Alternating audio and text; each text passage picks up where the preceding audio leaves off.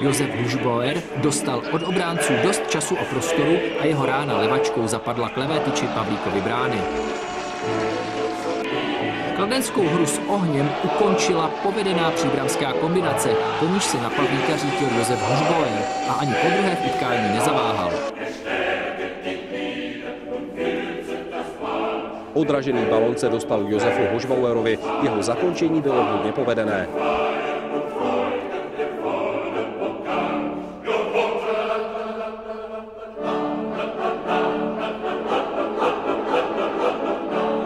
Centra si říká Hušbauer a dostává ho, Baník vede 3-2. Míč na nabíhající Hušbauera.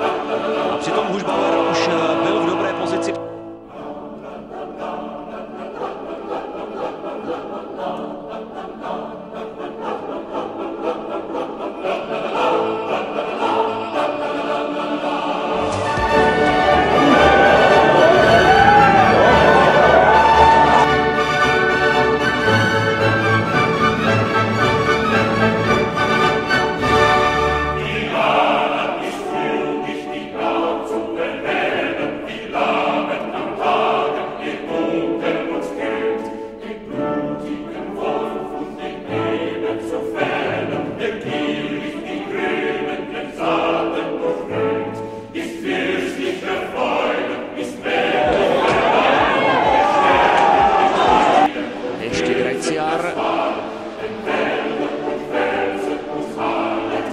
Hušbauerova rána, která famózním způsobem končí síti.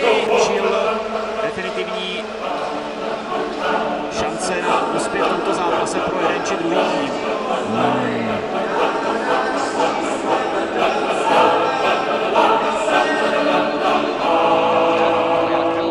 Lepší. Hušbauer vystřelí Tomí a je to nádherný gól! Tak to byla neskutečná raketa, kterou Hušbauer vyslal. Míčem přes 30 metrů brány. Už si sával, dokázal to těsně. Plně možná se na něj špít ještě také trošku.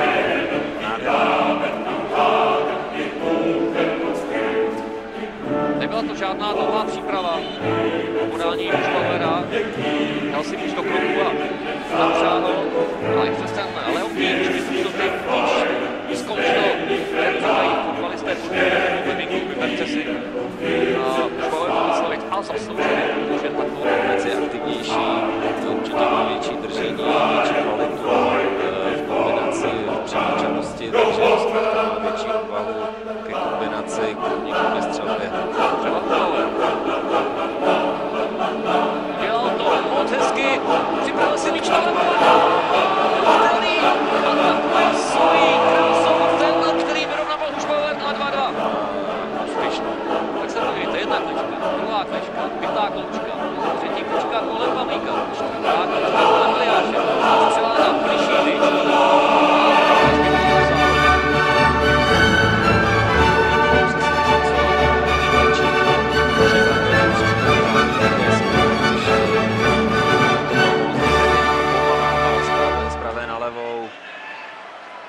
A zároveň tady nemohlo dojít k tomu, po čem v podobných situacích trenéři volají po taktickém faulu. Takovým tím klasickým slůvkem přeruš. Ono to nešlo, protože Hušbauer byl vždycky